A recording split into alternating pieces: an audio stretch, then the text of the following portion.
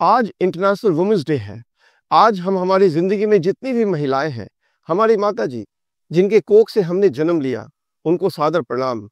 हमारी बहन जहां से हमें अनकंडीशनल लव मिलता है, हमारी पत्नी जो हमारी जिंदगी को बैलेंस तरीके से जीने में हमारी पार्टनर है, हमारी बेटी जो हमारी जिंदगी को नई जनरेशन की विचारधाराओं से कॉम्प्लीमेंट करती है, प्योर लव का एहसास कराती है और इमोशनल फुलफिलमेंट करती है। हमारे सारे फीमेल कलीग्स, सारे फीमेल फ्रेंड्स, सभी को इंटरनेशनल डे पर हार्दिक शुभकामनाएं। इंटरनेशनल वुमेन्स डे एक ऐसा माइलस्टोन दिन है जब हम अपने देश में अभी तक अलग अलग क्षेत्र में वुमेन की प्रोग्रेस किस तरीके से हुई है, कितनी हुई है और कितनी दूर हमें और चलना है, इस पर थोड़ी सी चर्चा करेंगे। ब्रिटिश राज से आज़ादी की लड़ाई सिर्फ ब्रिटिश के साथ लड़ाई नहीं थी। हमारे हिंदुस्तान में सुधार की नई प्रक्रिया पैरेलल चल रही थी। 1848 में सावित्रीबाई फुले अपने पति ज्योतिराव फुले के साथ मिलकर महाराष्ट्र में लड़कियों के लिए एक स्कूल खोला और इंडिया की फर्स्ट वुमेन टीचर बनी। 1879 में इंडिया का फर्स्ट वुमेन कॉलेज बना और 1883 में चंद्रमुखी बसु और कादम्बनी गांगुली इंडिया की फर्स्ट फीमेल ग्रेजुएट्स बनी। 1960 में first women university SNDT women's university बनी। 1936 में Sarla Thakral first Indian women to fly an aircraft बनी। 1944 में असीमा चैटर्जी भारत की पहली महिला doctorate of science conferred by an Indian university बनी। 1984 में बछेंद्री पाल इंडिया की पहली महिला बनी जिन्होंने माउंट एवरेस्ट शिखर पर तिरंगा फतह किया। 1992 में प्रिया झिंगन इंडियन आर्मी में ज्वाइन करने वाली पहली महिला कैंडिडेट बनी। 1999 में सिडनी में Karnam Malleswari first Indian women बनी जिन्होंने ओलंपिक्स में ब्रॉन्ज मेडल जीता। 2017 में तनुश्री पारिक इंडिया की first female combat officer border security force में बनी और 2018 में flying officer Avani Chaturvedi Indian air force में first Indian female fighter pilot बनी जिन्होंने solo MiG-21 Bison jet aircraft को highest recorded landing and take off speed in the world का कीर्तिमान हासिल किया।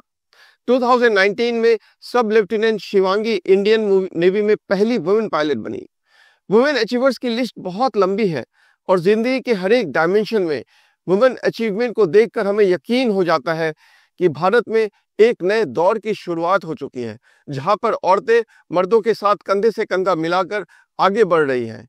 वुमेन एम्पावरमेंट को लीगल फ्रेमवर्क देने के लिए इंडिया में बहुत सारे कानून बनाए गए हैं। वीडियो को पॉज करके आप यह सीरीज ऑफ एक्ट्स को आराम से पढ़ सकते हैं।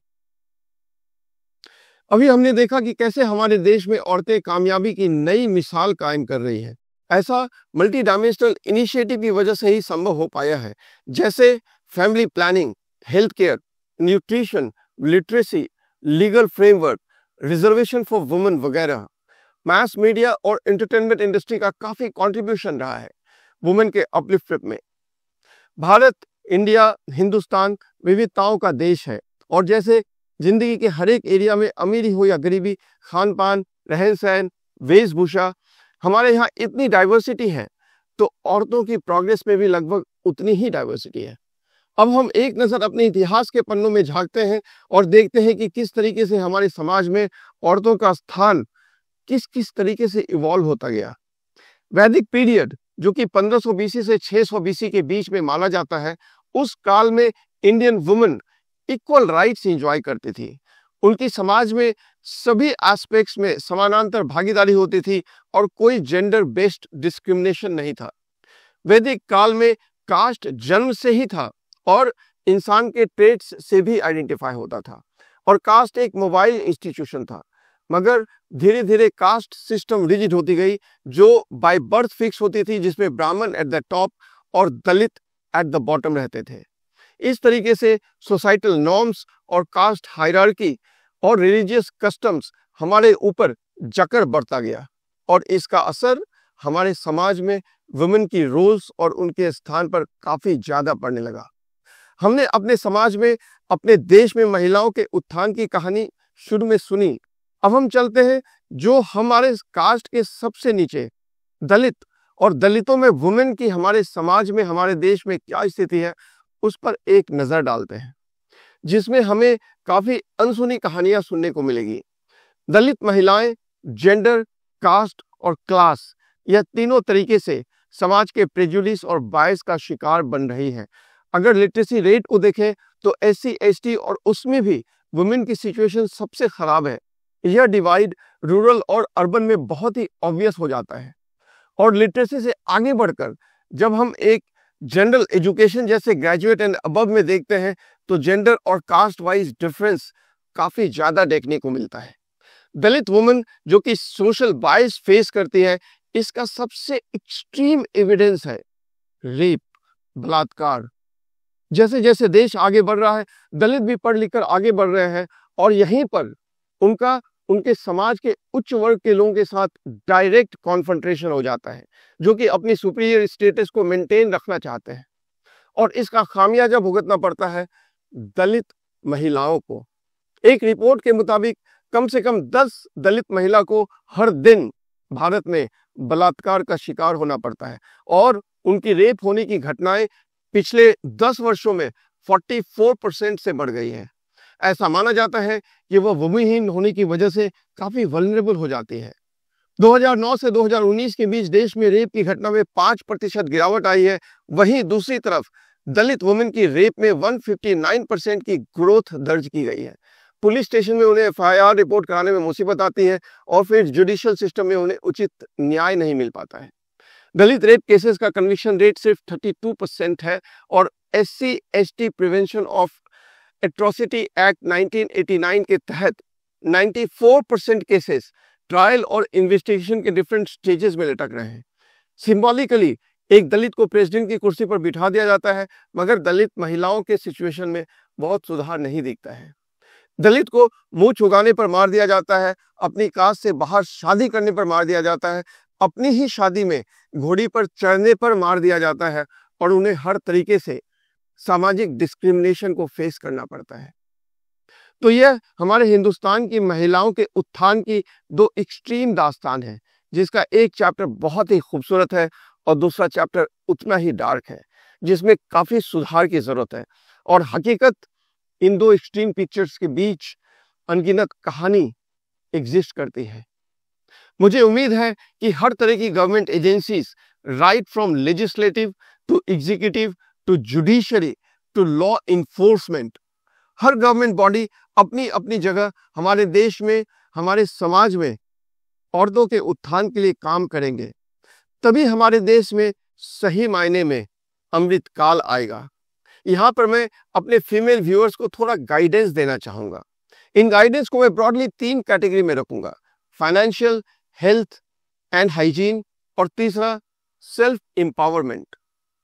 फाइनेंशियल कैटेगरी में मेरा अपने सभी फीमेल फ्रेंड्स और व्यूअर्स से यह सुझाव होगा कि आप अपने परिवार की फाइनेंशियल ट्रांजैक्शंस में, जैसे कि banking, savings, investment, future planning, इन सभी एक्टिविटीज में प्रोएक्टिव होकर पार्टिसिपेट करें। खुद इनिशिएटिव लेकर यह सारे कामों को, उनकी जिम्मेदारियों को या तो खुद उठाएं या उसमें एक्टिव रोल अदा करें। अगर आपके परिवार में ब्रेड अर्नर कोई और है तो आप यह सुनिश्चित करें कि bread earner pure online term insurance plan जरूर ले। यह इसलिए जरूरी है कि भगवान न करे अगर ब्रेड अर्नर को कल कुछ हो जाए तो फैमिली के बाकी फाइनेंशियली डिपेंडेंट मेंबर्स, जिसमें फीमेल्स भी आती हैं, उनकी जिंदगी में, उनकी पढ़ाई लिखाई, उनके रहन सहन या उनके बुढ़ापे में फाइनेंशियली कोई कंस्ट्रेंट ना आए। दूसरा, अपने अपने परिवार में हेल्थ इंश्योरेंस जरूर ले लें। आपको बताना नहीं पड़ेगा कि आज अगर आप कोई भी छोटी से छोटी बीमारी के लिए भी अगर हॉस्पिटलाइज हो जाते हैं तो हॉस्पिटल का बिल कितना आता है। नेक्स्ट कैटेगरी ऑफ गाइडेंस जो मेरी तरफ से है वह है हेल्थ एंड हाइजीन। फीमेल की हेल्थ में बहुत सारे ऐसे वेरिएबल्स होते हैं, जैसे कि पीरियड्स, मेंस्ट्रुअल साइकिल, मेनोपॉज, जो फीमेल स्पेसिफिक होती है और उनके शरीर के हार्मोनल बैलेंस को यह इंपैक्ट करती है। तो आपको इनिशिएटिव लेकर पीरियोडिकली हेल्थ चेक कराना चाहिए। अपनी हेल्थ और अपनी हाइजीन का स्पेशल ख्याल रखना चाहिए। अपने खान पान, अपनी डेली रूटीन, छोटी से छोटी कोई भी एक्सरसाइज को अपनी दिनचर्या का हिस्सा जरूर बनाएं। और तीसरा गाइडेंस है सेल्फ एम्पावरमेंट। इतिहास गवाह है कि कभी कोई दूसरा आकर आपको एम्पावर नहीं करता है, उसके लिए खुद आगे बढ़ना पड़ता है। और एम्पावरमेंट कोई ऐसी ट्रांजैक्शनल चीज नहीं है जो आपको एक तस्तरी में उठाकर कोई दे दे। एम्पावरमेंट के साथ साथ जिम्मेदारी भी आती है। तो आप परिवार की जिम्मेदारी तो निभाते ही है, बहुत जरूरी है कि जिंदगी के अलग अलग मोड़ पर आप जिम्मेदारी के साथ थोड़ा सा आगे बढ़कर अपने अधिकारों और अपने विचारों को कॉन्टेक्स्ट के अनुसार रखें, जिससे कि आपकी आवाज सुनी जा सके और उस पर परिवार में या ऑफिस में या समाज में एक्शन लिया जा सके। हमारी अपनी जिंदगी की फीमेल्स के प्रति ग्रैटिट्यूड और शुभकामनाएं सिर्फ वुमेन्स डे तक सीमित नहीं रहनी चाहिए। यह हर दिन हर पल हमारी जिंदगी का एक अभिन्न हिस्सा रहना चाहिए। इसी के साथ इंटरनेशनल वुमेन्स डे पर आज सभी फीमेल्स को team deep dive with Braj की तरफ से हार्दिक शुभकामनाएं। इस वीडियो को अपने सभी फीमेल्स, अपनी माँ, बहन, पत्नी, बेटी, दोस्त, कलीग्स सबके साथ शेयर करें, जिससे कि हमारी शुभकामनाएं, हमारी ग्रीटिंग्स उन सभी तक पहुंच पाए। Deep dive with Braj channel को सब्सक्राइब करें और इस तरह की संतुलित, बैलेंस्ड विचारधारा वाले कंटेंट को प्रमोट करें। इस चैनल के साथ बने रहने के लिए आपका बहुत बहुत धन्यवाद। Thank you very much.